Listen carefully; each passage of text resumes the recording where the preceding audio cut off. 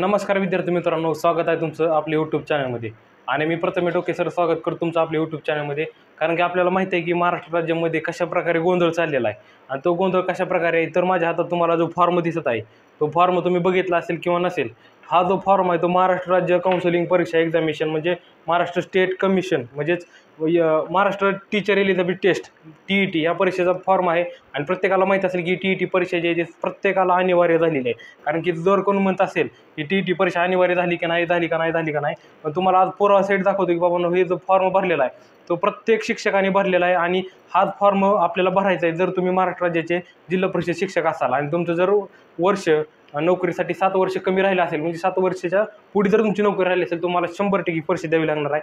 आणि हेच तुम्हाला सांगणार की बाबा फॉर्म जो आहे तो कसा भरायचा आहे आणि कुणाला ह्या फॉर्मचा लाभ होणार आहे, कोणाकोणाला हा अनिवार्य फॉर्म झालेला आहे. कारण की बरेच जण म्हणतात की 17 तारखेला निर्णय होणार, 17 तारखेला निर्णय होणार, पण काल निर्णय झालेला आहे. त्या ऑफिशियल वेबसाईटवर देखील पूर्णपणे माहिती आलेली आहे. तुम्ही जर ऑफिशियल वेबसाईट वाचली नसेल तर तुम्ही ती वेबसाईट वाचून घ्या. कारण कशाप्रकारे माहिती आलेली आहे की सर्वोच्च न्यायालयाने काय निकाल दिला आहे आणि तो त्या वेबसाईटवर दिलेला आहे. कारण की मी सांगण्यापेक्षा जर तुम्ही MSCE या वेबसाईटवर गेला म्हणजे टीचर एलिजिबिलिटी टेस्ट या वेबसाईटवर तुम्ही गेला तर तुम्हाला ह्या वेबसाईटवर प्रमुख माहिती जी आहे, प्रमुख महत्त्वाची नोंदणी जी तुम्हाला केलेली आहे ती तिथं तुम्हाला 100% बघायला मिळणार आहे. आणि ते तुम्ही जाऊन बघा. तर आता विषय असा आहे की फॉर्म आपल्याला कसा भरायचा आणि किती तारखेपर्यंत मुदत आहे आणि फॉर्मची डेट कधी पण चालू झालेली आहे, सेंटर कुठले टाकायचे आणि परीक्षा जी आहे ती 100% शिक्षकांना पात्र झालेली आहे. प्रत्येक शिक्षकाला ही परीक्षा द्यावीच लागणार आहे. ह्याच्यामध्ये कुठलाही तीळ मात्र बदल होणार नाही हे देखील तुम्हाला सांगतोय. आता बघा आपण फॉर्म भरलेला आहे. आता फॉर्म भरत असताना आपल्याला एक संमतीपत्र जे राज्य सरकारला सेंड करायचं आहे तो संमतीपत्र कुठला आहे तर बघू शकता माझ्या हातामध्ये संमतीपत्र आहे. तर अशा प्रकारे तुम्हाला तुमच्या स्वतःच्या हाताने संमतीपत्र लिहायचं आहे आणि त्याच्यावर सही करायची आहे. तर अशा प्रकारे संमतीपत्र आपण लिहायचं आहे की मी या परीक्षेसाठी अर्ज करत आहे, माझी पूर्णपणे या परीक्षेसाठी हरकत आहे. आणि मी जर कुठली चुकीची कागदपत्र जर ॲड केली म्हणजे समजा तुम्ही जर खोटं नाटक जर कुठलं कागदपत्र ते जोडत असेल तर माझ्यावर सक्त कारवाई होईल असा हे संमतीपत्रामध्ये नमूद केलेलं आहे. आणि हे स्वतःच्या हस्ताक्षरात लिहायचं आहे आणि त्यानंतर आपली सही त्याच्या पाठीमागे असणार आहे. तर अशा प्रकारे संमतीपत्र असणार आहे. तर हे फॉर्म भरताना बघा जर तुमचं कास्ट सर्टिफिकेट असेल म्हणजे जे मराठीचे उमेदवार असतील किंवा काय असतील तर त्यांनी SCBC लावायचं आहे. आणि ज्यांनी कुणबी प्रमाणपत्र काढले त्यांनी कुणबी प्रमाणपत्र लावायचं. आता मी स्वतः लावले जातीचे प्रवर्ग तर SCBC लावले मित्रांनो, हे देखील बघू शकताय. तर अशा प्रकारे लावलेलं आहे. तर ईमेल ID टाकायचे, संपूर्ण टाकायचं, तुमचा पत्ता टाकायचा आहे. आणि तुम्हाला शैक्षणिक पात्रता काय काय लागणार आहे तर तुम्हाला सर्वात तुमचं 10वीचं मार्कलिस्ट लागतं. ते 10वीचं मार्कलिस्ट त्याच्यामध्ये ॲड करायचं, त्याची मार्क लिहायचे. आणि अशा प्रकारे काय काय डॉक्युमेंट लागणार आहे ते सांगणार आहे. तर 10वीचं मार्कलिस्ट लागणार आहे. त्यानंतर तुमची जर पदवी झालेली असेल म्हणजे तुमचं D.Ed झालं आहे तर D.Edचे मार्कलिस्टचे शेवटचे 4 नंबर लागतात. त्यानंतर तुमचं आधार कार्ड लागतं. आणि जर तुम्हाला पेपर 1चा जर फॉर्म भरायचा असेल तर तुम्हाला D.Ed 1 ते 5 पर्यंत द्यावं लागतं आणि त्याची मार्कलिस्ट तुम्हाला ॲड करावं लागते. आणि जर तुम्हाला पेपर 2 द्यायचा आहे तर पेपर 2साठी आपल्याला जे तुमचं ग्रॅज्युएशन झालं असेल, B.Ed झाले असेल किंवा BA झालं असेल तर ते देखील तुम्हाला तिथे ॲड करायचं आहे. आणि जर तुम्हाला पेपर 1 आणि 2 या सोबत फॉर्म भरायचा असेल तर तुम्हाला काय करायचं आहे तर D.Ed बी झाले असणे गरजेचे आणि BA देखील झालं गरजेचं नाही. जेव्हा तुम्हाला दोन्हीचा फॉर्म एकसोबत भरायचा तर हा माझा फॉर्म आहे तो पेपर 1 आणि पेपर 2चा देखील आहे आणि पेपर 1 आणि 2चा फॉर्म मी सोबतच भरलेला आहे. तर बघू शकताय.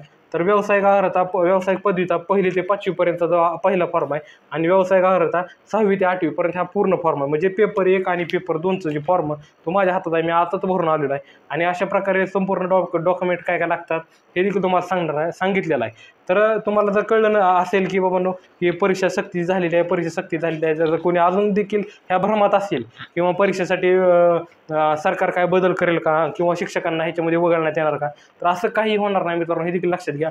तुम्हाला परीक्षा जी द्यावीच लागणार आहे, शिक्षक पात्रता परीक्षा द्यावीच लागणार आहे. ह्याच्यामध्ये पूर्ण माहिती दिलेली आहे की परीक्षा कशामुळे द्यायची आहे आणि संपूर्ण माहिती दिलेली आहे. पूर्णपणे तुम्हाला वाचून बघावं लागेल कारण की संपूर्ण माहिती जी ह्याच्यामध्ये दिलेली आहे. त्यानंतर की म्हणजे परिपत्रक जे राज्य सरकारचे आपल्या हातात आहे आणि हे परिपत्रक आहे की संपूर्ण शिक्षकांचा पुरावा असणार आहे.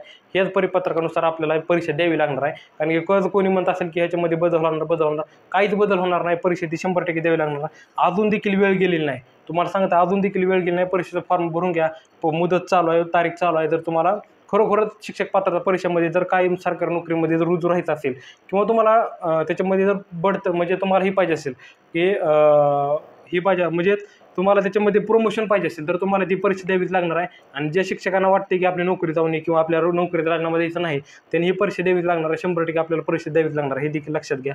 आणि याच्यामध्ये कुठलाही बदल होणार नाही, कारण की आता पूर्णपणे जो फॉर्म भरायला सुरुवात झालेली आहे, पूर्णपणे माहिती आपल्यापर्यंत हातात आहे. तुम्हाला एवढं पुराव्यानिशी दाखवलेलं आहे की बाबांनो ही परीक्षा द्यावीच लागणार. आता हे ते गेलं प्रतिज्ञापत्र आहे आणि त्याच्यावर आपली सही देखील आहे. पूर्णपणे आपल्याकडून नमूद केलेलं असते की बाबांनो ही परीक्षा देण्यासाठी मला कुठलीही अडचण नाही, काय नाही. आणि परीक्षा शुल्क बघू शकता तर 1200 रुपये, पेपर 1 आणि पेपर 2 मिळून हे 1200 रुपये. म्हणजे जर तुम्हाला पेपर 1 द्यायचा असेल तर तुम्हाला फक्त 1000 रुपये द्यावे लागणार. आणि जर पेपर 1 आणि 2 मिळून द्यायचा असेल तर तुम्हाला 200 रुपये आगावतील. म्हणजे 1200 रुपये हे पेपर 1 आणि 2चे मिळून असणार आहे. त्याच्यामुळे तुम्हाला सांगितलं आहे, जर फायदेशीर फॉर्म कुठला भरायचा असेल तर पेपर 1 आणि पेपर 2चा पण भरा. आणि सेंटर जर तुम्ही सोलापूर जिल्हा किंवा बार्शी तालुक्यातील कोण रहिवासी असाल तर तुम्हाला सेंटर कुठं टाकायचं तर धाराशिव हे सेंटर टाका. 100% तुम्हाला तिथं परीक्षा वेळेत येणार आहे. 23 नोव्हेंबरला पेपर आहे.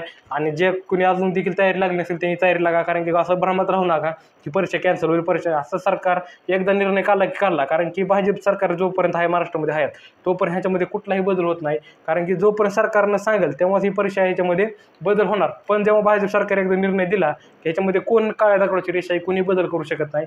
कोण कुठला काही जर आला, कुठला जर न्यायाधीश आला आणि कोण जर काय आलं तर याच्यामध्ये बदल होणार नाही, हे देखील तुम्हाला सांगत आहे. आणि किती संघटना याचे झटणार काय आता मला तुम्ही सांगा, जर एवढं संघटनेचं जर ऐकत असेल सरकार तर आपल्याला माहिती आहे की जुनी पेन्शन योजना याचं काय झालं, अजून देखील काही नाही. केव्हापासून मोर्चे निघतात, कुठं काय काय निघतात, अजून ह्याच्यामध्ये काय नाही. सरकारनं सांगितलं की बाबा जुनी पेन्शन योजना बंद झालेली आहे. 2005 पासून जे शिक्षक लागलेत त्यांना पेन्शन योजना बंद झालेली आहे. पण बरेच शिक्षक ह्याच्यामध्ये गोंधळ करत आहेत, काय करत आहेत, अजून देखील काय म्हणजे सरकारचं वाकडं करू शकले नाहीत. किती सरकार आले, किती गेले, किती मुख्यमंत्री बदलले, पण ह्याच्यामध्ये कुणी बदल केलेला नाही.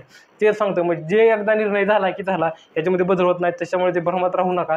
परीक्षा आपल्याला द्यावीच लागणार, हे देखील लक्षात घ्या. आणि जर तुम्हाला पूर्णपणे माहिती पटली असेल, कारण की मी तुम्हाला पूर्णपणे दाखवलं आहे, पेपरचा फॉर्म भरलेला आहे आणि अशा प्रकारे फॉर्म भरावा लागणार आहे पूर्णपणे माहितीसाठी.